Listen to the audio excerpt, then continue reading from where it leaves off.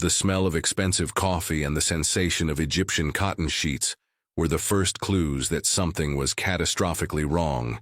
Bryn Calloway opened her eyes to a ceiling painted with Renaissance frescoes, actual Renaissance frescoes, and felt panic crawl up her throat like cheap champagne bubbles. The last thing she remembered was being at the hotel bar in Boston after the marketing conference, celebrating, perhaps a bit too enthusiastically, her first international contract. Now she was in a bedroom the size of her entire apartment, wearing a silk robe that definitely wasn't hers. "Crap," she whispered, sitting up so fast the room spun. "Crap, crap, crap." The door opened without ceremony, and a woman in her early 60s walked in carrying a silver tray, perfectly styled gray hair, pearl necklace, smile far too warm for 7 in the morning. "Good morning, sweetheart. Brought your coffee just how you like it. Almond milk, 2 spoons of brown sugar." The woman set the tray on the side table as if this were completely normal. "Reese is already in his office, but he left word that you should sleep in if you want. Such a thoughtful man, my son." Bryn blinked, then blinked again. "Sorry, I think you've got the wrong room." "Nonsense, this is your room, Bryn. Well, both of yours, technically." The woman, his mother, whose mother, gave a conspiratorial wink. "Though I know you young people like having your own spaces sometimes. Very modern. My husband and I slept in separate beds for years before. Well, that's not important." "My room?" Bryn's voice came out 2 octaves higher than normal. "Look, ma'am, I'm really sorry, but there's been a massive misunderstanding. You don't need to be so formal. Call me Lorraine, or Mom if you prefer, now that it's official." Lorraine fluffed the pillows with maternal efficiency. "I know everything happened fast, but when you know, right? Reese never brought anyone home before. 34 years old and finally a wife." The word wife ricocheted through Bryn's skull like a runaway pinball. "Wife," she repeated, testing the word on her tongue. "Wife. Wife? No need to shout, dear. My hearing is perfect." Lorraine smiled, immune to Bryn's visible panic. "Now, breakfast is at 8:30. The whole family is dying to get to know you better. They have at least 70 questions about the wedding. You know how it is, a surprise Vegas wedding always generates curiosity. Vegas, of course, because apparently Bryn had become a walking cliché. "I need to talk to Reese," she said, throwing back the covers and discovering she was wearing, seriously, a peach-colored silk nightgown with lace. "Now, immediately, like 5 minutes ago." Lorraine checked the delicate watch on her wrist. "He should be finishing his call with Tokyo. But I can let him know you're awake." She practically floated to the door, pausing only to add, "Oh, and Bryn, welcome to the Ashford family. I always wanted a daughter." The door clicked shut softly. Bryn stood there, frozen, processing. The Ashford family. As in Ashford Industries, the multi-billion-dollar conglomerate. As in Reese Ashford, the 30-something CEO who'd been on the cover of Forbes last month. As in, "No," she said to the empty room. No, absolutely not." She attacked the closet door and found a parallel universe of designer clothes that definitely weren't hers. Valentino, Chanel, Prada, labels she normally only saw in storefronts while speed-walking to the department store. In the middle of everything, hanging like a trophy, was a Carolina Herrera wedding dress, with a platinum wedding band tucked in the pocket. Bryn's stomach twisted when she looked at her own hand and saw the matching ring. Diamonds. Lots of diamonds. The kind that come with insurance and bodyguards. A polite knock on the door nearly made her drop a $15,000 dress. "Bryn?" The voice was male, deep, with that controlled tone of someone used to running boardrooms. "Can I come in?"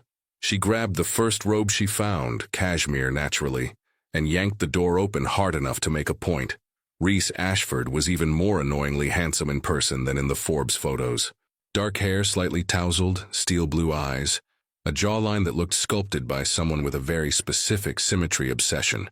Charcoal gray suit, no tie, sleeves rolled up showing forearms that, "Focus, Bryn," and he was smiling. A small, almost amused smile, as if waking up in his mansion with a surprise wife was just another item on the agenda. "Good morning, wife," he said, and had the absolute audacity to look relaxed. "Sleep well?" Bryn took a deep breath, then another, then seriously considered all her options, which included screaming, crying, or committing justifiable homicide. Instead, She crossed her arms and channeled every ounce of dignity she still possessed. You have exactly 30 seconds to explain why your entire family thinks I'm your wife, or I swear I will turn this mansion into a crime scene. His smile widened. Technically, you are my wife. We have the certificate and everything. Very official, actually. The Elvis impersonator who married us was surprisingly professional. She blinked. Once. Slowly. The Elvis impersonator. Second rate, I'll admit. But he had the right license. I'm going to kill you. First. Reese raised one finger, still wearing that insufferable smile. Have some coffee. Second, let me explain how we got here.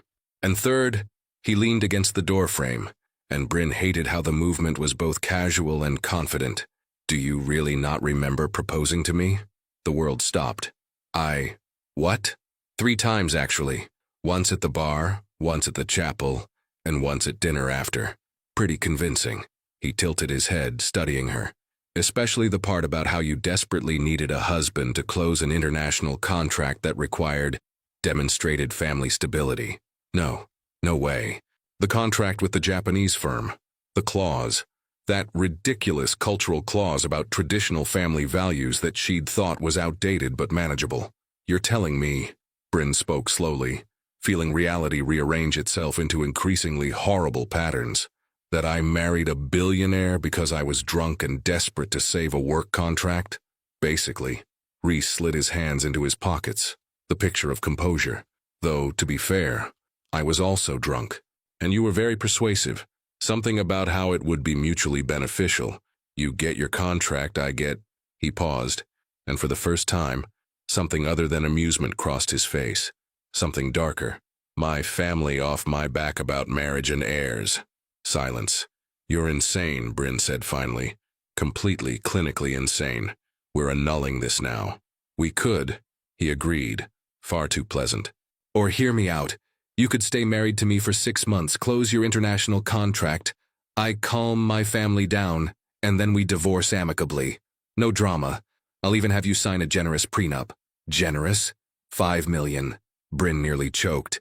You want to pay me $5 million to pretend to be your wife for 6 months? Technically, you already are my wife. I'm just offering compensation for the inconvenience. He checked his watch. Patek Philippe, naturally. Besides, my mother is already planning a welcome dinner for tonight. It would be extremely awkward to explain that you're running away. Awkward, she repeated, incredulous. Awkward. For me, at least. You're welcome to do whatever you want. He turned to leave, already moving toward the door. But think about it, 6 months, $5 million, and you save your career. Not bad for one night in Vegas. Wait. The word escaped before she could stop it. You're serious? Reese looked over his shoulder and the smile was gone. In its place was something more calculated, more real. Completely. So, wife? The word came with a touch of irony. Do we have a deal? Bryn looked at the ring on her finger, then at the man in the doorway, then at the absurdly luxurious room that was, apparently now partially hers. She'd spent 32 years building everything herself. No shortcuts, no favors. No fake billionaire husband emerging from a drunken night in Vegas, but $5 million. I need coffee, she said finally.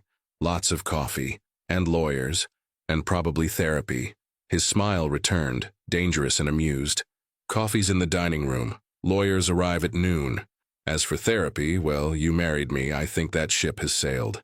And he left, leaving Bryn alone with a closet full of designer clothes, a family that adored her for no reason, and the absolute certainty that her life had officially gone off the rails. She looked up at the painted ceiling. Screw it, she muttered, and went to find the coffee. After all, if she was going to sell 6 months of her life to a ridiculously handsome stranger, she was at least going to do it caffeinated. The dining room looked like something out of Architectural Digest. All marble floors, crystal chandeliers, and a table that could comfortably seat the entire Senate. Bryn stood in the doorway, wearing a borrowed Diane von Furstenberg wrap dress that probably cost more than her monthly rent, trying to remember how to breathe like a normal human being. There she is, a booming voice echoed through the cavernous space. The woman who finally trapped our Reese. A man who could only be Reese's father stood from the head of the table, arms spread wide like he was about to embrace a long-lost relative. Silver hair, expensive suit, The kind of presence that screamed, "I've closed billion-dollar deals before breakfast." Trapped is a strong word, Dad. Reese appeared at Bryn's elbow, his hand settling on the small of her back with alarming naturalness. "I prefer strategically acquired." Bryn shot him a look that could melt steel. He just smiled. "Camden Ashford," the man said, pulling Bryn into a hug that smelled like cigars and old money. "Though you should probably call me Dad now. Welcome to the family, sweetheart." Thank you," Bryn managed, her voice climbing half an octave. This was fine. Everything was fine. She was just having breakfast with a family of billionaires who thought she was married to their son. Totally normal Saturday morning. "Ignore him," a woman's voice cut through the chaos. "He's been insufferable since he found out." The speaker was younger than Lorraine, maybe late 50s, with sharp cheekbones and the kind of elegance that came from generations of wealth. She extended a perfectly manicured hand. Felicity Ashford, Reese's aunt, the only sane one in this circus. "That's debatable," came another voice, and Bryn turned to find a guy about her age sprawled in a chair, grinning like this was the best entertainment he'd had in months. Dark hair, same steel blue eyes as Reese, but with a mischievous edge that screamed trouble. "And that's my brother Knox," Reese said, his tone dry. "Professional pain in the neck. Professional charmer," Knox corrected, raising a coffee cup in salute. "And I have to say, Bryn, excellent work. We've been trying to get Reese married off for years. Mother was starting to look at arranged marriage catalogs." "I was not," Lorraine started, then paused. "Well, I was browsing." Bryn felt the room tilt slightly. She gripped the back of a chair. "Why don't we all sit down?" Reese suggested, guiding her to a seat with the kind of casual possession that made her want to step on his foot. Hard.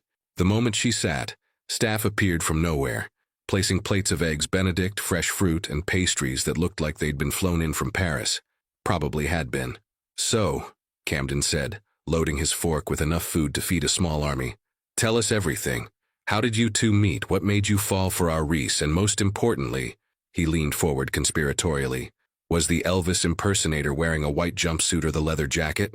Bryn choked on her orange juice. "White jumpsuit," Reese answered smoothly, passing her a napkin. "Obviously, we have standards."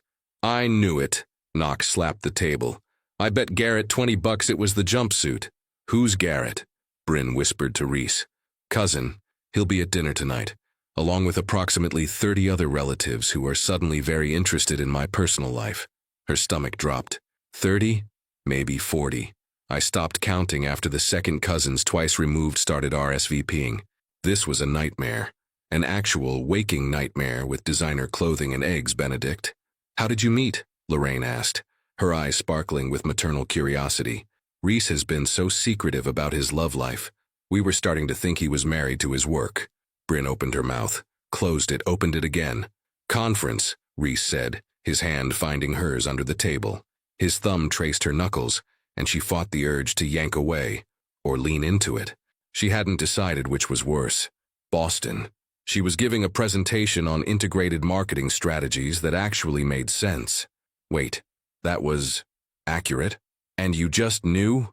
Felicity asked, one perfectly sculpted eyebrow raised in what looked like skepticism. "Not immediately," Reese admitted. "First, I thought she was going to destroy me in the Q&A. She had opinions. I have data-driven insights," Bryn corrected automatically, then froze. Why was she playing along? Because $5 million, her brain helpfully supplied, and because this family was looking at her like she'd personally delivered Christmas morning. "She eviscerated my VP's approach to the Japanese market," Reese continued, and there was something in his voice that sounded almost genuine.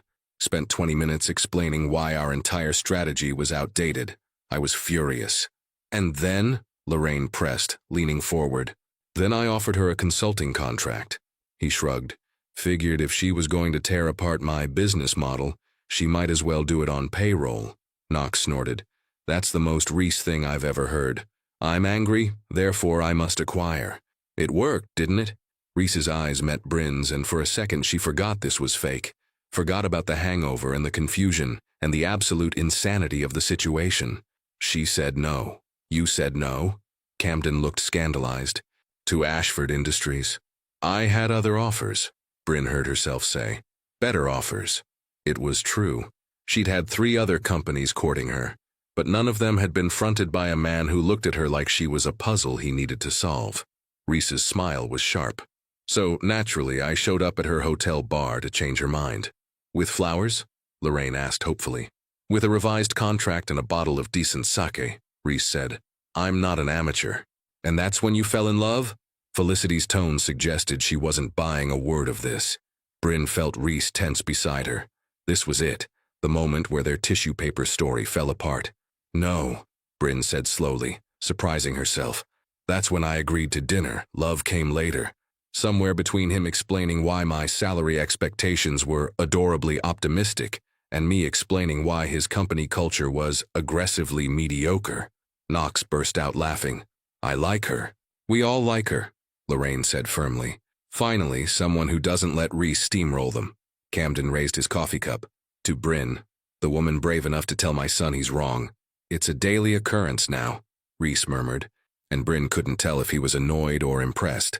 The breakfast continued in a blur of questions and anecdotes.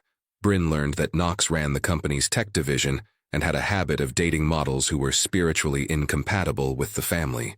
That Felicity was a federal judge who terrified everyone, including Camden. That Lorraine had been a ballet dancer before marrying into the Ashford dynasty and still did bar workouts at dawn. And that Reese, apparently, had never brought a woman home. Not once in 34 years. We were beginning to think he was allergic to commitment, Knox said, stealing a piece of bacon off Reese's plate. Or women, or happiness in general. I'm selective, Reese said coolly. You're impossible, Knox corrected. Remember that investment banker? What was her name? Madison Morgan? Mackenzie, Felicity supplied. Lasted 3 weeks before she told him he had the emotional range of a tax document. Bryn bit back a laugh. She wasn't wrong, Reese admitted, then turned to Bryn. But apparently, you find my emotional unavailability charming. I find your checkbook charming, she said sweetly. The table went silent. Then Knox exploded into laughter so hard he nearly fell out of his chair. She's perfect. Reese, you lucky son of a... Language, Lorraine said mildly. Gun, Knox finished. Lucky son of a gun. Camden was grinning. She's got your number, boy. Reese's expression was unreadable, but his hand tightened on hers. She certainly does. Bryn's phone buzzed in her borrowed clutch. She pulled it out, grateful for the distraction, and felt her blood pressure spike. Marcus Chen, Tanaka Corporation. Meeting moved to Monday 10 a.m. They want to meet your husband. Confirmed you're married, yes? Her eyes snapped to Reese's. He was already reading over her shoulder. Problem? He asked quietly. The client, she whispered. They want to meet you. When? Monday. Something flickered across his face. Calculation, maybe, or challenge. Then he smiled, slow and dangerous. Then I guess we'd better practice being married, he said, loud enough for the table to hear. Can't have them thinking this is fake. Lorraine clapped her hands together. Oh, you two should spend the day together. Go into the city. Do couple things. Couple things? Bryn repeated weakly. Shopping, lunch, maybe catch a show, Lorraine suggested. You need to look comfortable together, natural. We're already comfortable, Reese said, but his mother was having none of it. Comfortable like business partners, maybe, but married comfortable? That takes practice. She stood, smoothing her designer slacks. Knox, you can handle the Tokyo situation. Reese, take your wife out, show her Boston, woo her properly. We're already married, mother. Details, Lorraine waved dismissively. Now go, shoo, both of you. 10 minutes later, Bryn found herself in the passenger seat of a Tesla that probably cost more than her college education, watching the Ashford mansion disappear in the side mirror. So, Reese said, navigating the tree-lined driveway with the ease of someone who'd done it 1,000 times. Couple things. This is insane, Bryn muttered. This was your idea. I was drunk, and yet surprisingly articulate about the benefits of a mutually advantageous arrangement. He glanced at her. For what it's worth, you sold me in under 10 minutes. I'm usually much harder to convince. What exactly did I say? His smile was slight. That marriage is just another contract. Terms, conditions, expiration date. You promised me 6 months of plausible devotion in exchange for social capital and financial compensation. Very professional, barely romantic at all. She stared at him. That sounds Terrible. It sounded practical, he corrected. And honest. Two things I value highly. Most people value love. Most people haven't been engaged 3 times to women who were more interested in the Ashford name than the actual person. His voice was flat, matter of fact. At least you're upfront about what you want. Bryn felt something twist in her chest. 3 times. Twice before 30, once at 32. The last one made it 4 months before I found her selling stories to a tabloid. He said it like he was discussing the weather. So yes, when a beautiful woman offered me a time-limited, mutually beneficial arrangement with clear terms and no illusions, it was refreshing. I'm not beautiful when I'm drunk proposing fake marriages. You were spectacular, he said, especially when you made me sign a cocktail napkin as a preliminary agreement. She groaned. Please tell me you're joking. He pulled a folded napkin from his jacket pocket. I never joke about contracts. There it was, in her handwriting. R. Ashford agrees to 6 months fake marriage. B. Calloway gets $5 million plus contract support. No funny business. Divorce Feb 2026. I can't believe you kept this. It's legally dubious, he admitted, but morally binding. Despite everything, the insanity, the confusion, the sheer absurdity of her life right now, Bryn laughed. Actually laughed. Rhys glanced at her, something soft crossing his features. What? She asked. Nothing, he said. Just, that's the first real smile I've seen from you. The first time I haven't been terrified, you mean? That too. He pulled onto the highway and Boston's skyline appeared in the distance, glittering in the late morning sun. So, he said, where does one take a fake wife on a practice date? Bryn looked at the napkin in her lap, at the ring on her finger, at the impossible man beside her who'd somehow made this disaster seem almost manageable. Somewhere with really good coffee, she said finally, and maybe a lawyer. Definitely a lawyer. I know a place with both, Rhys said, and his smile was genuine. Welcome to married life, Bryn Calloway. It's Bryn Ashford now, she said automatically, then froze. Wait, did I change your name? According to the marriage certificate, yes, though I'm happy to have you keep Calloway if you prefer. She stared at the ring again. Bryn Ashford. It sounded wrong, foreign, but not entirely terrible. Let's just get through today, she muttered. Best marriage advice I've ever heard, Rhys said, and drove them into the city. The coffee shop Rhys chose wasn't a coffee shop at all. It was a members-only club tucked into a brownstone in Beacon Hill, where the baristas knew everyone's name, and the menu was whatever you wanted, whenever you wanted it. Of course you have a membership here, Bryn muttered, following him past velvet ropes and a doorman who greeted Rhys by name. They have excellent lawyers, he said mildly, and the coffee doesn't taste like burnt regret. The interior was all exposed brick and leather armchairs, with enough space between tables that you could plot corporate espionage without being overheard, which, judging by the clientele, was probably the point. A server appeared instantly. Mr. Ashford, your usual? Please, and whatever my wife wants.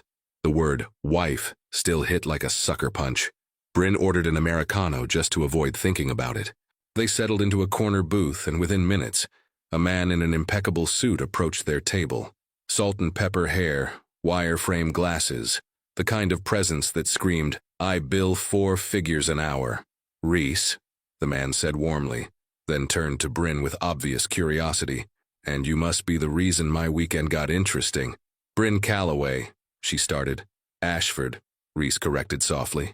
Ashford, she amended, hating how easily it came out. And you are? Julian Cross. Attorney, confidant, and apparently marriage counselor. He slid into the booth across from them, already pulling out a tablet. I've been fielding calls from Lorraine since 6 a.m. Apparently there's a wife and nobody told me. It was a spontaneous decision, Rhys said. Spontaneous. Julian's expression suggested he'd heard better excuses. You don't do spontaneous. You plan your spontaneity 6 months in advance. People change, Rhys said blandly. People don't. They just make catastrophically bad decisions and call it growth. Julian turned to Bryn. No offense. None taken, she said, appreciating his honesty. This is catastrophically bad. At least we're all on the same page. Julian tapped his tablet. Now, let's discuss damage control. Or rather, success management, since you're apparently committed to this charade. 6 months, Bryn said. Then we divorce quietly and move on with our lives. Julian's eyebrows climbed. 6 months. Specific. She's detail-oriented, Reese said. It's part of her charm. Along with her willingness to marry strangers for money? Julian asked dryly. Bryn bristled. It's not just money. There's a contract, which you need a husband to close, Julian finished, nodding. Reese filled me in this morning. Tanaka Corporation's Family Values Clause. Outdated and borderline discriminatory, but legal. Unfortunately, Bryn muttered. And you, Julian turned to Reese, need to appease your family, particularly your father, who's been making noises about succession planning. Reese's jaw tightened almost imperceptibly. That's irrelevant. It's entirely relevant, Julian countered. Camden wants to see you settled before he hands over the CEO position. He thinks marriage equals stability equals readiness to lead. That's archaic, Bryn said. That's family business, Julian corrected.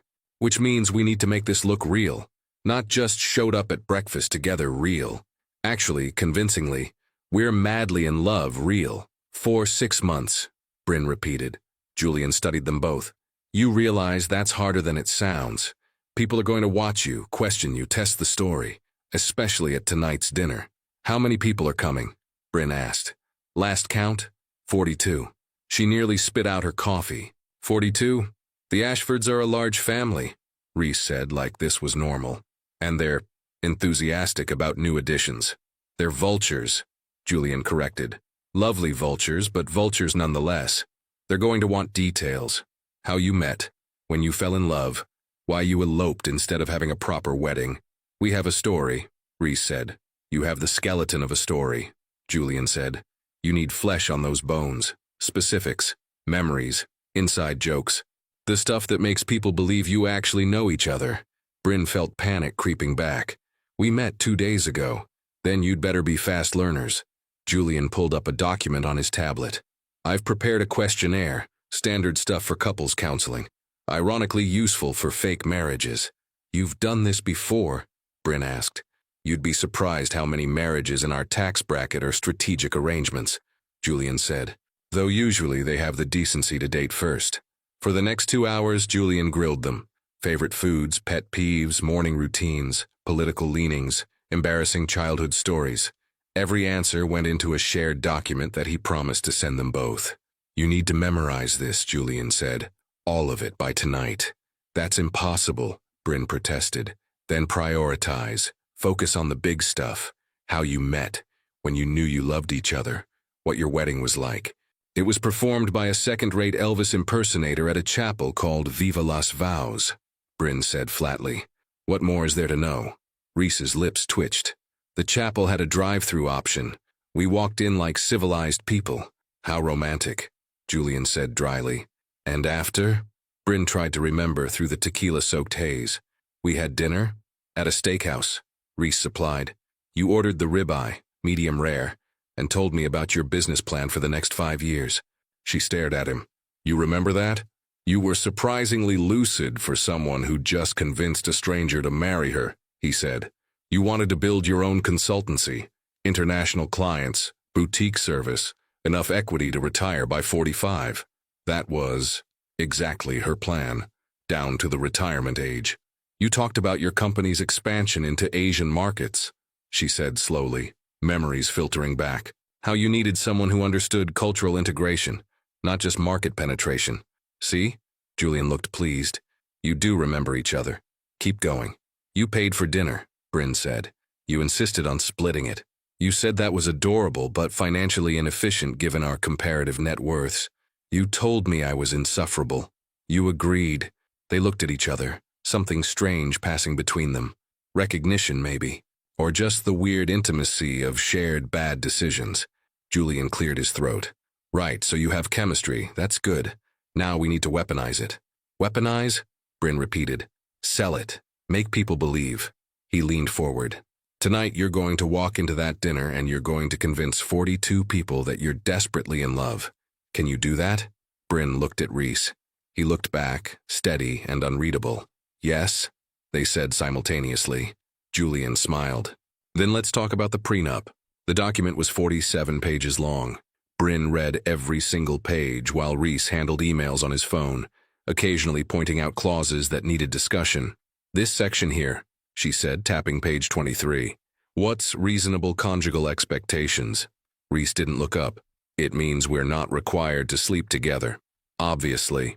But we can't publicly appear to be in separate bedrooms, he continued, hence the reasonable part. We share a suite, maintain separate sleeping arrangements internally. What about, she hesitated, what if one of us wants to see other people? Now he looked up. During the 6 months? Hypothetically, his expression was carefully neutral. The agreement specifies exclusivity for appearances. So we're trapped. We're committed to a performance, he corrected. Think of it as a very exclusive play. 6-month run, limited engagement. And after? After, we're free. You take your $5 million, your contract with Tanaka, and build your consultancy. I take my family's approval and my CEO position. He set down his phone. Clean break. No complications. It sounded perfect, logical, completely devoid of the messiness that usually came with relationships. So why did it make her feel hollow? Sign here, Julian said, sliding the document across. And here, initial here, and here. Bryn signed. Her handwriting looked shaky next to Reese's confident scrawl. Congratulations, Julian said, tucking the papers away.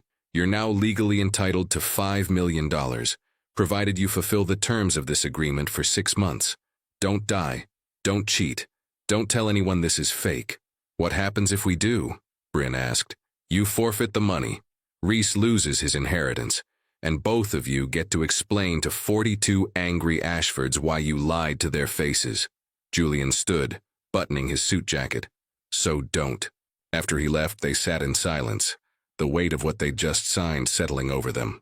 We should practice, Reese said finally. Practice what? Being married. He stood, offering his hand. Dance with me. There's no music. There's always music in places like this. He nodded toward the corner where a piano player had appeared, tinkling out something soft and jazzy. Bryn let him pull her to her feet, hyper-aware of his hand on her waist, her palm against his shoulder. They swayed, awkward at first, then gradually finding a rhythm. You're tense, he murmured. I'm dancing with a stranger I married while drunk. I'm not a stranger anymore. You know my favorite breakfast food. Eggs Benedict, which is pretentious. You like your coffee black with 1 sugar, which is contradictory. I'm a complex person. You're a pain in my neck, he said, but his tone was soft, almost affectionate. She stepped on his foot. Oops. Liar. His hand tightened on her waist, pulling her closer. You did that on purpose. Prove it. Something shifted in his expression. His eyes dropped to her lips, then back up. If we're going to sell this tonight, we need to be comfortable touching each other. We're touching now. We're barely touching. He studied her face. May I try something? Her heart kicked. What? Instead of answering, he lifted his hand to her face, thumb brushing her cheekbone. The touch was feather-light, questioning. This okay? He asked quietly. She nodded, not trusting her voice. His fingers traced her jawline, slow and deliberate, like he was memorizing the shape of her. You have a freckle here, he said, touching just below her ear. And your left eyebrow has a scar. Fell off a bike when I was 7, she whispered. Reckless even then. You're one to talk, Mr. Married a Stranger. We married each other, he corrected. That makes us equally reckless. He was close now, close enough that she could see the darker ring around his irises, the slight stubble along his jaw, close enough to feel his breath on her lips. Tonight, he said softly, they're going to expect us to act like newlyweds, which means touching. Casually, comfortably. I'm very comfortable, she lied. His smile was knowing. Your pulse is racing. How would you know? He pressed his thumb gently against her wrist. Because I'm holding it. Damn him. We should practice kissing, she said, trying to sound businesslike and failing spectacularly. Should we? For authenticity. For authenticity, he agreed. But he didn't move. Neither did she. They stood there, swaying slightly to the piano music, caught in the strange tension between what they were supposed to be doing and what they were actually doing. Bryn, he said finally. Yeah, I think we're going to be terrible at this. She laughed, surprised and relieved. The worst. Catastrophically bad. Epically unconvincing. They're going to see right through us, he said, still not letting go. Completely.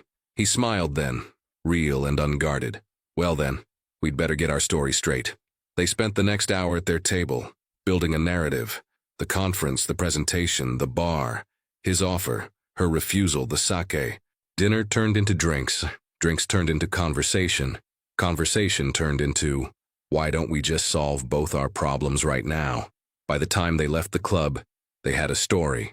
Not perfect, but plausible. And maybe, just maybe, a little bit true. Ready? Reese asked, opening the car door for her. Bryn looked at the ring on her finger, at the man who was technically her husband, at the impossible situation they'd somehow made slightly less impossible. Ready, she said, and meant it. They had a family dinner to survive, and judging by the 42 text messages from Lorraine, it was going to be a long night. The Ashford estate at night looked like something out of a movie, the kind where everyone dies mysteriously or falls in love under chandeliers. Bryn was hoping for the latter but preparing for the former. You're doing the thing again, Reese said, pulling up the circular driveway where at least 15 cars were already parked. What thing? The breathing thing. Where you forget how. I'm breathing fine. You've taken 2 breaths in the last minute. That's not fine, that's hypoxia. She glared at him. I'm about to lie to 42 people about being madly in love with you. Forgive me if my respiratory system is struggling. He put the car in park and turned to face her. Look at me. I am looking at you. No, actually look. He waited until she met his eyes. You're Bryn Calloway, Ashford, who built a marketing career from scratch, negotiated contracts with Fortune 500 companies, and convinced a billionaire to marry you while drunk. These people should be nervous about meeting you. Despite everything, she smiled. That's a generous interpretation of blackout decision-making. That's an accurate assessment of intimidating competence. He unbuckled his seatbelt. Now come on, let's go be married at people. The front door opened before they reached it, and Knox appeared. Bow tie already loosened, champagne flute in hand. The conquering heroes return, he announced. Mother's been watching the driveway like a hawk. I think she has a betting pool on whether you'd actually show up. Why wouldn't we show up? Bryn asked. Because Reese has literally never introduced a woman to the extended family. 3 engagements, 0 family dinners. We figured this was an elaborate prank. Knox grinned. But here you are. Real and everything. Real and everything. Bryn echoed weakly. The foyer was packed. Bryn recognized Camden and Lorraine holding court by the grand staircase. Felicity discussing something intense with a man in a ridiculous bow tie, and at least 30 other people milling around with drinks and curiosity. The moment they walked in, conversation stuttered to a halt. Everyone, Lorraine's voice rang out, bright with maternal pride. Our newlyweds are here. Applause. Actual applause. Like they just won an Olympic event instead of surviving 2 days of marriage. Reese's hand found the small of her back, a gesture they'd practiced in the car. Intimate, but not possessive. Comfortable. Smile, he murmured. I am smiling. That's your client presentation smile. You need your I'm wildly in love smile. I don't have one of those. Fake it till you make it, sweetheart. The endearment sent an unexpected jolt through her system. They'd agreed on pet names, sweetheart, honey, babe, but hearing him actually use one made it feel suddenly, dangerously real. The crowd descended. First was a woman in her 70s with magnificent silver hair and a gaze that could cut glass. So you're the one who finally trapped him. Grandmother, Reese said, a warning in his tone. Eleanor Ashford, the woman said, extending a hand. Family matriarch, professional skeptic, and your worst nightmare if you break his heart. Bryn shook her hand. Bryn Ashford, professional marketer, amateur wife, and terrified of you already. Eleanor's laugh was sharp and delighted. I like her. She's honest. Brutally, Reese agreed. Good. The last one was a social climber with the personality of drywall. Eleanor studied Bryn with unsettling intensity. This one has fire. She'll need it to deal with you. Next came a parade of cousins, aunts, uncles, second cousins twice removed. Each one had questions. How did he propose? He didn't, Bryn said honestly. I did. Gasps, delighted gasps. 3 times, Reese added. She was very persistent. What made you say yes? someone asked. Reese looked at Bryn, and something in his expression made her breath catch. She made me laugh, he said simply. I hadn't laughed in months. Was that true, or just excellent acting? What about you? Another voice called. What made you propose? Bryn thought about the truth, drunk desperation and a business contract. Then she thought about the man beside her, who'd kept a cocktail napkin contract, and remembered her 5-year plan. He listened, she said. Actually listened. Not just waited for his turn to talk, but actually heard what I was saying. She glanced at Reese. That's rarer than you'd think. His hand tightened on her waist. They made it through cocktail hour on autopilot, Bryn fielding questions about her background, Chicago suburbs, state school, self-made career, while Reese ran interference on the more invasive inquiries. No, they weren't planning children yet. Yes, they'd signed a prenup. No, you can't see the wedding photos because they were keeping them private. Dinner was announced, and they filed into a dining room that made breakfast's setup look modest. The table was set for 50. Apparently 8 more people had shown up uninvited, with enough crystal and silverware to fund a small country. Bryn found herself seated between Reese and a cousin named Preston, who worked in alternative investments and had opinions about cryptocurrency that he desperately wanted to share. So Bitcoin, Preston started, is a speculative bubble propped up by tech bros and libertarians, Bryn finished. I know. I wrote a paper on it. Preston blinked. You're into finance? I'm into not losing money on digital snake oil. Across the table, Knox choked on his wine. I love her, he announced to no one in particular. Reese leaned close, his breath warm against her ear. You're doing great. I just insulted his cousin's entire portfolio. Preston's an idiot, everyone knows it. His hand found hers under the table. Breathe. She did.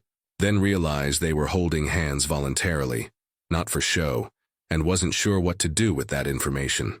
The first course arrived, some kind of soup with ingredients Bryn couldn't identify and didn't want to.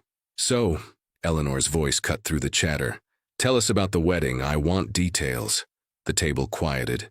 Everyone leaned forward. Bryn's mind went blank. It was perfect, Reese said smoothly. Small, intimate, exactly what we wanted.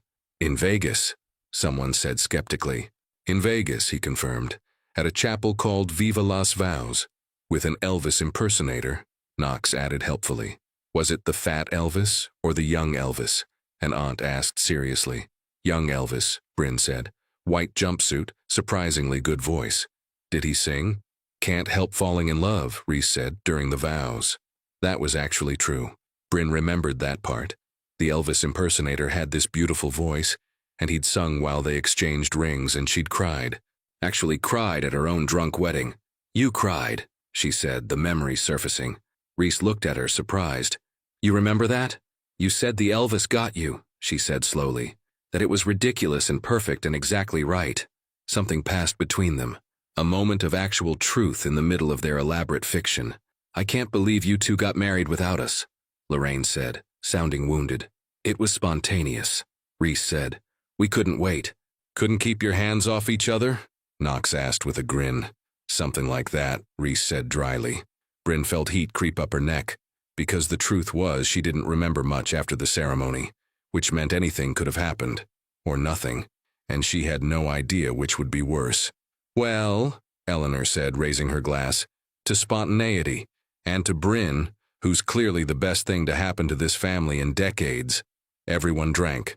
Bryn tried not to choke on the guilt. The meal continued, course after course of food that was probably amazing, but tasted like cardboard in her nervous mouth. She answered questions, laughed at jokes, played the part of the happy bride. And Reese was perfect.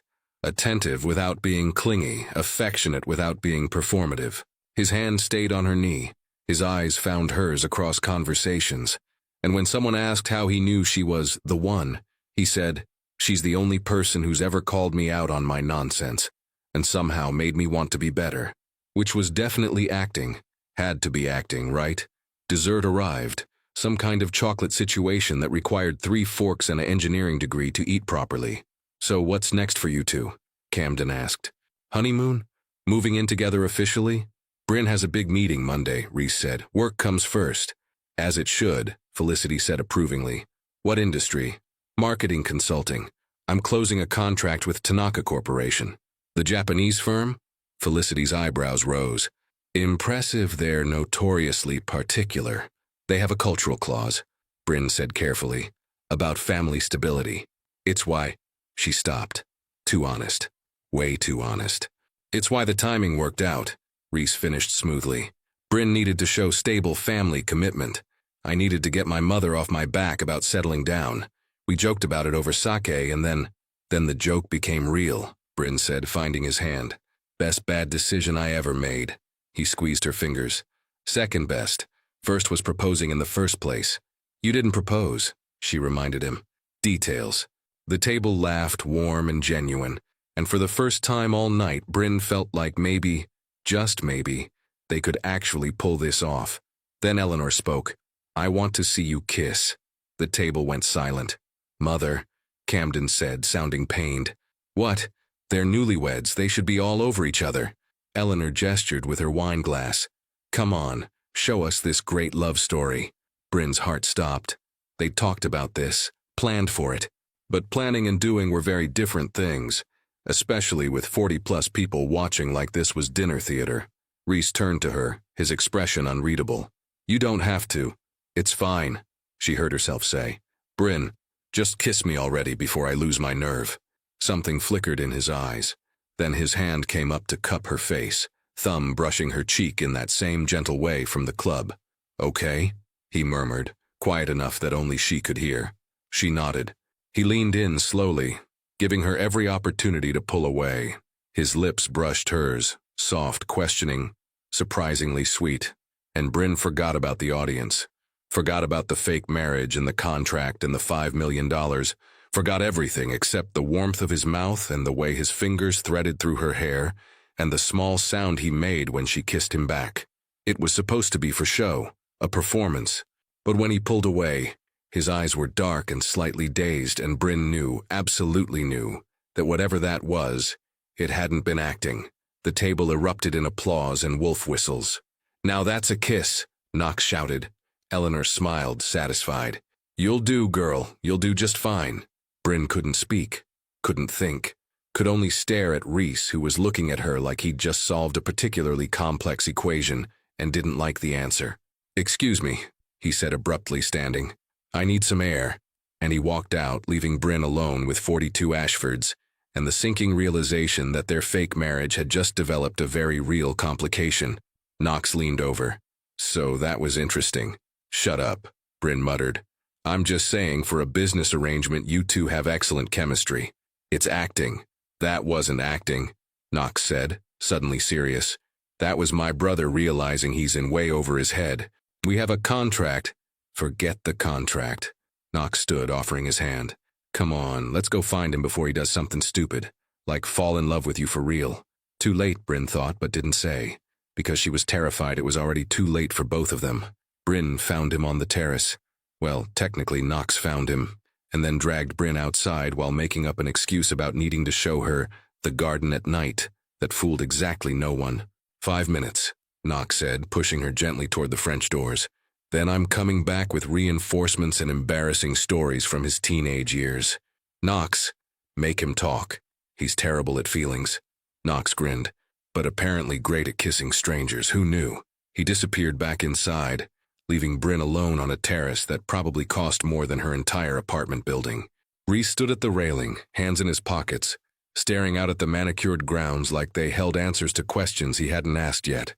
The moonlight caught his profile, and Bryn felt something twist in her chest. This was supposed to be simple. 6 months, 5 million, clean break. Nothing about this felt simple anymore. You ran away, she said, stepping beside him. I needed air. You needed to escape. He didn't deny it. That kiss wasn't supposed to. He stopped, jaw working. We should have planned better. Planned better, she repeated. You want to choreograph our kisses? I want to maintain professional boundaries. We're married. We're pretending to be married, he corrected sharply. There's a difference. Is there? The words came out before she could stop them. Because that kiss felt pretty real to me. He turned to face her, and his expression was shuttered. The warm, almost vulnerable man from the dance floor had disappeared. replaced by the CEO who ran a billion-dollar empire without breaking a sweat. We have a contract, he said carefully. Terms and conditions. An expiration date. Getting confused about what this is would be a mistake. Confused, she said flatly. Is that what we're calling it? What would you call it? I don't know. The frustration burst out of her. I don't know what this is, Reese. I woke up 2 days ago in your mansion thinking I'd made the worst decision of my life, and now I'm standing here after lying to your entire family. And that kiss... She stopped, pressing her palms to her eyes. That kiss wasn't acting. Silence. When she looked up, he was watching her with an expression she couldn't read. No, he said finally quietly. It wasn't. Her heart stuttered. But that doesn't change anything, he continued, and each word felt like a door slamming shut. We still have a deal, 6 months, then we walk away. What if I don't want to walk away? The question hung between them, dangerous and raw. Reese's hands clenched on the railing. You don't mean that. How do you know what I mean? Because you don't know me, Bryn. You know the story we built for my family, the carefully curated version. His voice was hard now, defensive. You don't know that I work 70-hour weeks and forget to eat.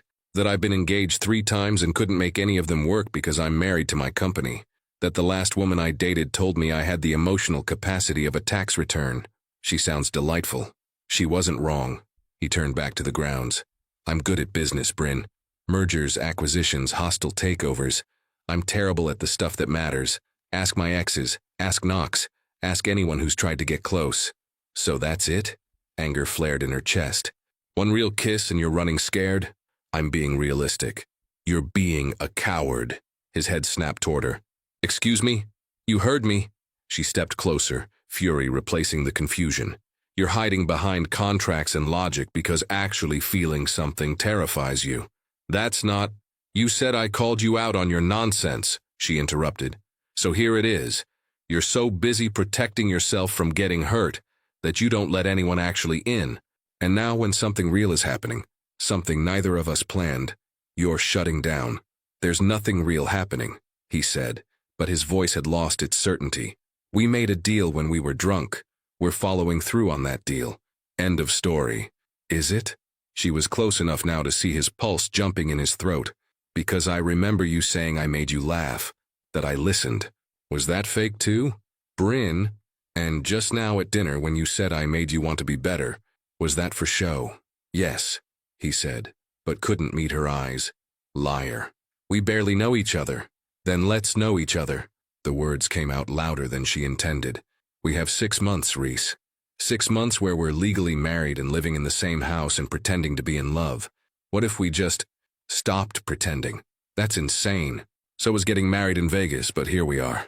He stared at her, something warring behind his eyes. Want and fear and frustration all tangled together. You'll get hurt, he said finally. I'll hurt you. I always do. Maybe I'm willing to risk it. Well, I'm not. The words came out harsh, final. I'm not risking this deal, this arrangement, or your $5 million because we had one moment of chemistry. We're adults. We can handle this professionally. Bryn felt something crack in her chest. Professionally. Yes. Fine. She stepped back, wrapping her arms around herself. Professional it is. I'll stay in my side of the suite. You stay in yours. We perform for your family and my clients. We fulfill the contract, then we divorce and never speak again. That's the deal. Great. Her voice sounded hollow even to her own ears. Glad we cleared that up. She turned to go, but his voice stopped her. Bryn. What? He looked like he wanted to say something important. But instead he just shook his head. Nothing. We should get back inside. Right. Back inside to play the happy couple. Back to the lie that was somehow more honest than whatever truth was happening between them. After you, husband, she said, the word tasting bitter. They walked back into the dining room, and Bryn pasted on her best smile. The one that had sold million-dollar contracts and convinced boardrooms full of skeptics. Knox took one look at them and muttered something that sounded like idiots. The rest of dinner passed in a blur. Bryn laughed at jokes, answered questions, played the devoted wife, and Reese did the same. The attentive husband, hand on her knee, eyes finding hers across the table. All performance, all fake, except when their fingers brushed passing the salt and electricity shot up her arm. Except when he leaned close to whisper something inconsequential, and she felt his breath on her neck, except when Eleanor caught her eye and winked, like she could see right through their carefully constructed lie. By the time they said their goodbyes, Bryn was exhausted, emotionally wrung out and desperately needing space from the man whose ring she was wearing. The car ride home was silent. The walk through the mansion was silent. The elevator ride to their suite was agonizingly, painfully silent. Reese unlocked the door and gestured for her to enter first. Ever the gentleman, even when he was breaking her heart. Not that she had a heart to break. This was a business arrangement. She needed to remember that. "I'll take the bedroom on the left," he said, his voice carefully neutral. "You can have the master. It has a better closet." How thoughtful. "Bryn, don't." She held up a hand. "Just don't. We said what we needed to say. Now let's just get through this contract like the professionals we are." He flinched. Actually flinched. Good. She walked to the master bedroom and closed the door. Locked it for good measure, even though she knew he wouldn't try to come in. Then she sat on the edge of the California king bed, still wearing her designer dress and borrowed jewelry, and tried very hard not to cry. Because crying over a fake husband in a fake marriage that was supposed to stay fake was ridiculous. Except it didn't feel fake anymore. And that was the problem. Her phone buzzed. A text from Knox. "Knox, he's an idiot." "Bryn, we're both idiots." Knox. "True, but he's a special kind of idiot. Give him time, he'll figure it out." Bryn. "Figure what out?" Knox. "That he's falling for you. Obviously." She stared at the message. Bryn. "He made it very clear that's not happening." Knox. "He made it very clear he's terrified it is happening. Big difference." Bryn. "It doesn't matter. We have a contract." Knox. "Contracts can be renegotiated. Trust me. I've seen my brother negotiate everything from billion-dollar mergers to dinner reservations. He's never looked at anyone the way he looked at you tonight." Bryn. "You're seeing things." Knox. "I'm seeing my brother finally feel something real for the first time in 5 years. Don't give up on him yet." She wanted to believe it. Wanted to believe that kiss meant something. That the way he'd touched her face and said her name meant something. But wanting something didn't make it true. Another text came through. This one from an unknown number. Unknown. "This is Eleanor. Knox gave me your number. Don't tell him I said this, but that boy is halfway in love with you already. The question is what you're going to do about it." Bryn. "With respect, Mrs. Ashford, I think you're mistaken." Eleanor. "I've been watching Ashford men fall in love for 60 years. I know what it looks like. And I know what fear looks like too. Give him time. Or don't. But don't let his past dictate your future." Bryn set the phone down and looked at the ring on her finger. 3 days ago, she'd been single, focused, building her career one contract at a time. Now she was married to a man who kissed like he was drowning and pushed her away like she was poison. A knock on the door made her jump. "Bryn?" Reese's voice muffled through the wood. "Can we talk?" Her heart leapt. "I thought we said everything we needed to say." "I was wrong." She stood, walking to the door but not opening it. "About what?" "About a lot of things." A pause. "Mainly about thinking I could do this without getting attached." She pressed her palm to the door. "Reese, I'm not asking to change the deal," he said quickly. I need you to know that when I said that kiss was a mistake, I meant it was a mistake because it made me want things I can't have. Can't or won't? I don't know the difference anymore." Bryn closed her eyes. "What do you want me to say?" "I want you to tell me I'm not crazy. That you felt it too. And then what?" She opened the door, finding him standing there in shirt sleeves, bow tie discarded, looking lost in a way that made her chest ache. "You already said you don't do relationships. That you'll hurt me. So what's the point of admitting anything? The point is honesty." He ran a hand through his hair. "We started this whole thing with a lie. Maybe we owe each other some truth. Fine, truth." She looked him dead in the eye. "That kiss scared me because it felt like coming home to a place I've never been. You scare me because I barely know you and somehow you already matter. And this whole thing scares me because I came here for a contract and $5 million, and now I'm standing here in a borrowed dress wanting things I have no right to want." His expression cracked open. "Bryn, your turn," she said. "Truth." He was quiet for a long moment. Then, "I haven't been able to stop thinking about you since you told me my entire business model was garbage." I kept that napkin because it was the first time anyone wanted something from me that had nothing to do with my last name. And when you kissed me back tonight, I forgot every reason why this is a terrible idea." They stood there, inches apart, the truth hanging between them like something fragile and dangerous. "So, what do we do?" Bryn whispered. Reese reached out slowly, giving her time to pull away. His fingers found hers, threading together. "I don't know," he admitted. "But maybe we figure it out together?" "That wasn't part of the contract." "No," he agreed, a small smile tugging at his lips. "It really wasn't." She stepped closer, close enough to feel his heartbeat through his shirt. "We're going to mess this up. Probably. You're going to drive me crazy. Definitely. And we still have to convince your family and my clients that this is real." "Which just got a lot easier," he said, "since apparently it is." She wanted to argue, wanted to point out all the ways this could go wrong, but his thumb was tracing circles on her wrist, and his eyes were soft, and she was so tired of fighting what she felt. "6 months, she said. "We have 6 months to see if this is real or just really good acting. And if it's real, then we renegotiate," she said, echoing Knox's words. "New terms, new contract, new everything. I can work with that."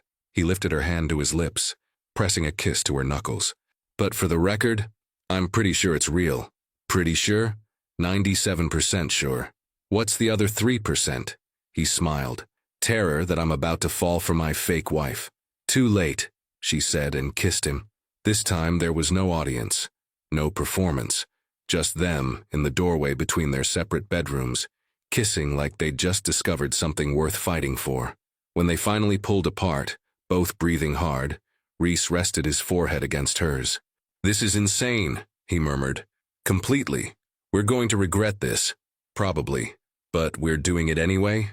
Bryn smiled, real and unguarded. "We're doing it anyway. Okay then." He kissed her again, soft and sweet. "Good night, wife." "Good night, husband." He went to his room, she went to hers. And for the first time since waking up in this mansion, Bryn fell asleep smiling. Tomorrow they'd have to face the reality of what they'd just started. But tonight, she let herself believe that maybe, just maybe, the best decisions were the ones you made while drunk in Vegas. Monday morning arrived with the kind of sunshine that felt personally offensive given Bryn's stress levels. She stood in front of the bathroom mirror in a navy Tom Ford suit that Reese had somehow procured overnight, trying to remember how to breathe like a functional human being. "You're doing the thing again," Reese said from the doorway, already dressed in a charcoal suit that made him look like he'd stepped off a magazine cover. "What thing?" "The hyperventilating thing." He walked over, adjusting his cufflinks with the casual confidence of someone who'd closed billion-dollar deals before breakfast. "Tanaka's going to love you. Tanaka's going to see right through me. Then they'll see a brilliant marketing consultant who happens to be married to someone wildly out of her league." He smiled. "Wait, I got that backwards. I'm out of my league." Despite her nerves, she laughed. "Smooth. I've had practice." He reached out, straightening her collar with gentle fingers. "You ready?" "No." "Perfect. Neither am I." His hand lingered on her shoulder. "But we're doing this anyway." They'd spent Sunday in a weird limbo, not quite fake married, not quite real dating, somewhere in the uncertain middle. They'd had breakfast with his family, who were delighted they'd worked out their newlywed spat, taken a walk through the estate gardens, and talked. Actually talked about real things. She'd learned he was allergic to shellfish, hated jazz music but pretended to like it because his mother loved it, and had a secret passion for terrible action movies. He'd learned she stress-baked at 2 a.m., had a younger sister she rarely talked about, and could recite the entire periodic table backwards when nervous. It was terrifying how normal it felt. The car ride to the Tanaka Corporation offices was silent, but Reese's hand found hers in the back seat, fingers lacing together. "We've got this," he said quietly. "We're about to lie to a room full of executives about our marriage being real. Technically, our marriage is real. We just started it for weird reasons. That's not better." "No," he agreed, "but it's honest." The Tanaka offices occupied the top 3 floors of a glass tower in the financial district. Bryn had been here before, but never with a husband in tow. Never with this much riding on a single meeting. Marcus Chen met them in the lobby, his expression carefully neutral. "Bryn, Mr. Ashford." He shook both their hands. They're ready for you. How do they seem? Bryn asked. Curious, Marcus said diplomatically. Very curious about the sudden marriage. We're in love, Reese said simply. Is that sudden? Marcus blinked. No, I suppose not. They took the elevator to the top floor, where a conference room overlooked the Boston harbor. 5 executives sat around a table, led by Hiroshi Tanaka himself, 60-something, impeccably dressed, with eyes that missed nothing. Mrs. Ashford, he said, standing, and Mr. Ashford, please sit. The next hour was brutal. They asked about the business proposal. Bryn fielded those easily, walking through market analyses and integration strategies she'd rehearsed 100 times. But then they asked about the marriage. You wed very recently, Tanaka said, his English precise. Forgive my directness, but this seemed convenient, given our family stability clause. Bryn felt her carefully constructed composure start to crack. It does seem convenient, Reese agreed, and Bryn's heart stopped. Because it is convenient, and also completely insane, and the best thing that's ever happened to me. Tanaka's eyebrows rose. Explain. We met at a conference. She destroyed my VP's presentation in about 40 seconds. I was furious. Reese leaned back, completely at ease. So naturally, I showed up at her hotel bar to tell her she was wrong. Was she wrong? Another executive asked. No, she was completely right. Our entire approach was outdated. He glanced at Bryn. She told me that my company culture was aggressively mediocre and that I was wasting potential. That must have been difficult to hear, Tanaka said. It was refreshing, Reese corrected. Most people tell me what I want to hear. Bryn told me what I needed to hear, so I tried to hire her. And I said no, Bryn added, finding her voice, because I had better offers. One of the executives smiled. You rejected Ashford Industries? 3 times, she said. He's very persistent. She's very stubborn, Reese countered. Eventually, I wore her down with sake and a revised contract. We had dinner, then drinks, then... He paused, and something genuine crossed his face. Then I found myself telling a stranger things I'd never told anyone. About my business, my family, my complete inability to maintain a relationship for longer than 6 months. The room was silent, and she told me she understood, Reese continued quietly, because she'd built her entire career from nothing and was terrified of losing it, of not being good enough, of needing anyone. He looked at Bryn, and the expression in his eyes made her chest tight. We were both very drunk and very honest, and somehow by the end of the night we'd decided that maybe being terrible at relationships separately meant we could be less terrible at it together. So you married, Tanaka said. So we got engaged, Reese corrected. Over a cocktail napkin and a bottle of sake. The marriage came later in Vegas, with an Elvis impersonator and absolutely no planning. That seems reckless, Bryn supplied. Impulsive, completely insane. Yes, it was all of those things, she admitted. And also the first time in my life I've done something without calculating every risk and outcome. I've spent 32 years building walls, following rules, being professional, and then this impossible man showed up and made me want to tear down every wall I'd ever built. Reese's hand found hers under the table. The family stability clause is important to you, Bryn continued, looking at Tanaka directly. Because you believe stable personal lives create stable business partnerships. You're not wrong, but stability doesn't mean perfect. It means committed, willing to work through the chaos. And are you? Tanaka asked. Committed to working through the chaos? Bryn looked at Reese, at this man she'd known for less than a week who somehow already felt essential. Yes. Even though this started as a business arrangement? Another executive asked. The question hung in the air. Bryn could lie, should lie, stick to the script they'd carefully constructed. But looking at Reese, at the vulnerability in his expression, the trust, she couldn't. Yes, she said. It started as a business arrangement. I needed a husband to close this contract. He needed to get his family off his back about marriage. We made a deal, 6 months, then divorce. The executive shifted uncomfortably. But then something unexpected happened, Bryn continued. We actually talked to each other, listened. And somewhere between the fake smiles and the family dinners, it stopped being fake. I don't know when exactly. Maybe when he remembered my 5-year plan after one drunken conversation. Maybe when he kept a napkin contract because it meant something to him. Or maybe, her voice caught, maybe when I realized that for the first time in my life, I'd found someone who saw me, actually saw me. Not the polished professional or the perfect consultant, but the messy, ambitious, terrified person underneath. Reese's grip on her hand tightened. So yes, she finished. This started as convenience, but it became real. And whether you believe that or not, whether you want to work with me or not, I'm not going to pretend it's anything other than what it is. Complicated, messy, and completely worth it.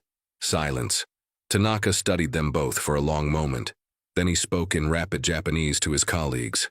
They responded, voices low and measured. Brin's heart hammered. She'd just torpedoed her own contract by being honest.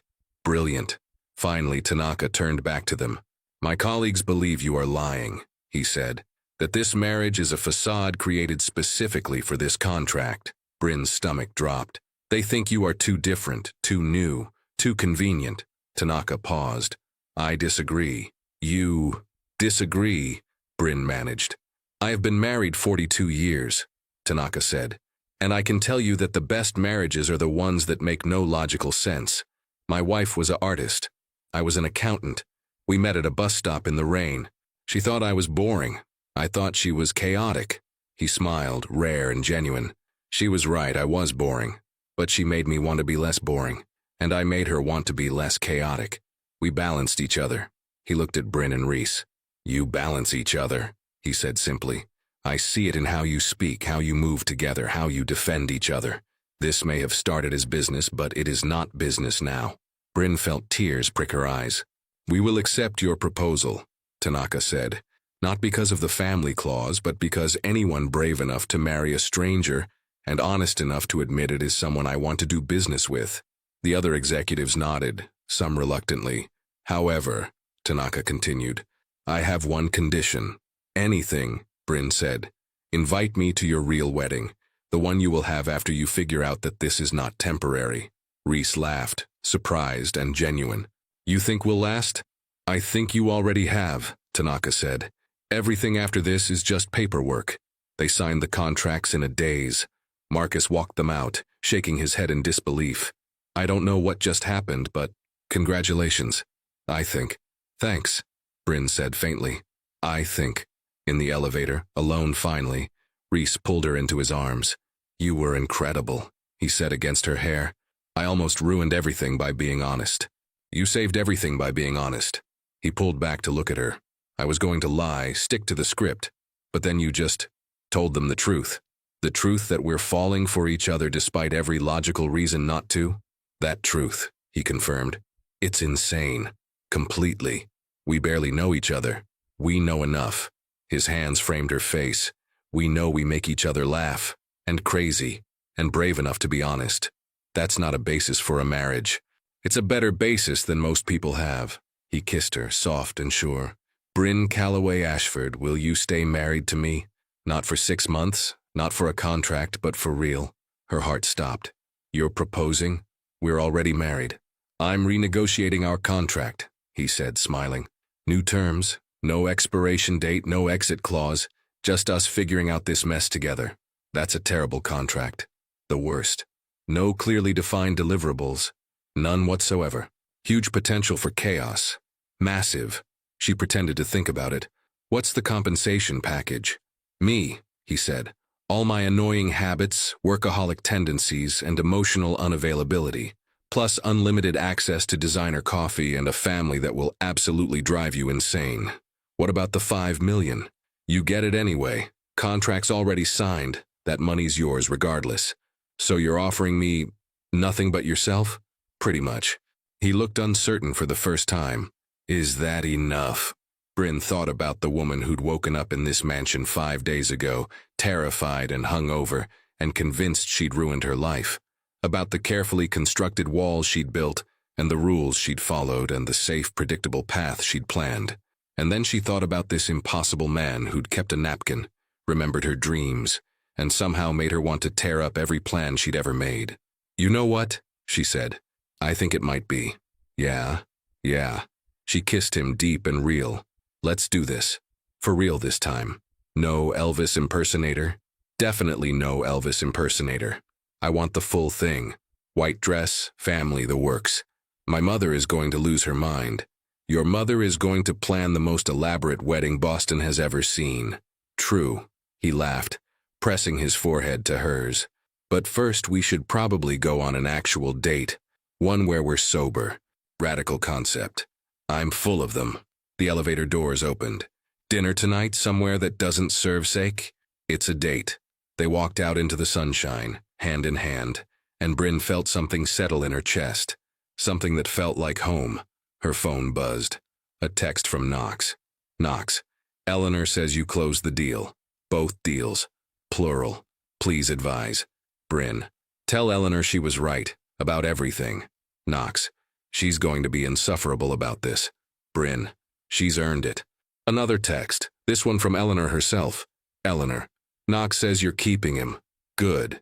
The family needs someone willing to call him out on his nonsense. Welcome to the Ashfords permanently. Try not to let us scare you away. Bryn showed Reese the message. He smiled. Too late to scare her away now, he said. She's stuck with us. Us, Bryn repeated, testing the word. I like the sound of that. Me too. He opened the car door for her. So, Mrs. Ashford, where should we honeymoon? Since we never actually had one.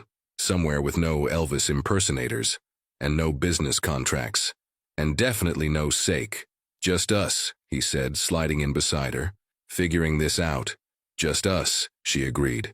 As they drove back toward the mansion, toward the family that had somehow become hers, toward the future they'd accidentally started and were choosing to continue, Bryn thought about fate and choice, and the weird space in between. She'd come to Boston for a contract. She was leaving with a husband. And somehow, impossibly, that felt like exactly the right deal. 3 months later, they had a real wedding. Eleanor planned it, Knox was best man, and Lorraine cried through the entire ceremony. Tanaka attended, along with half of Boston's elite and 42 Ashfords who were all convinced they'd seen this coming from the start. Bryn wore white. Reese wore Tom Ford. And when the officiant asked if she took this man to be her lawfully wedded husband, she said, I do, for the second time. This time she meant it. This time they both did. And as they kissed in front of everyone who mattered, Bryn couldn't help but think that the best decisions really were the ones you made while drunk in Vegas. You just had to be brave enough to make them stick. Epilogue, 6 months later. Absolutely not. Come on, it's tradition. Bryn stared at the calendar on Reese's desk, specifically at the date circled in red. Their 6-month wedding anniversary. The original expiration date of their contract. You want to renew our vows, she said flatly. In Vegas, with Elvis. Full circle. Reese looked delighted with himself. We can even find the same chapel. Make it a thing. We had a real wedding 3 months ago, with 300 guests and a string quartet. But we didn't have Elvis. Because Elvis impersonators are romantic, he supplied. I was going to say questionable life choices. He pulled her into his lap, grinning. Says the woman who married a stranger while drunk. Best questionable life choice I ever made, she admitted. See? Elvis is good luck. Elvis is a man in a jumpsuit singing Hound Dog. A man in a jumpsuit who married us the first time, Reese corrected. And look how that turned out. Bryn looked around his office, the one she now shared, running her consultancy from the same building where Ashford Industries was headquartered. Looked at the photos on the desk, their real wedding, a vacation in Bali, Knox making faces at the camera during a family dinner.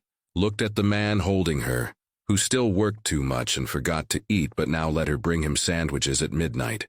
Who'd learned to delegate so they could have weekends. Who'd stood in front of his entire board and announced that his wife's career was just as important as his, and anyone who had a problem with that could find another CEO. Fine, she said. We can go to Vegas.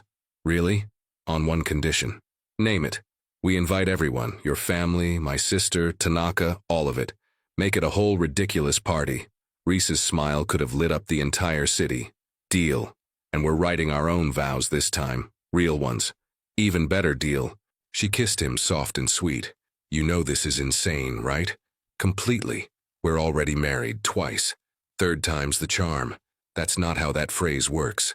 It is for us, he said, and kissed her again. And 6 months after their original contract expired, they stood in the same tacky Vegas chapel with the same second-rate Elvis impersonator, who'd gotten significantly better at his craft, surrounded by everyone they loved, and said, "I do," for the third time. This time, nobody was drunk. This time, they knew exactly what they were doing. And this time, when Elvis sang "Can't Help Falling in Love," Bryn cried. Real tears. Happy ones. Because sometimes the best love stories started with terrible decisions, impossible contracts, and a shared willingness to take the leap.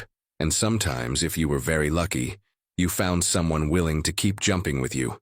Again, and again, and again. "I love you," Reese whispered as Elvis reached the final chorus. "I know," Bryn said, grinning. "It's in the contract."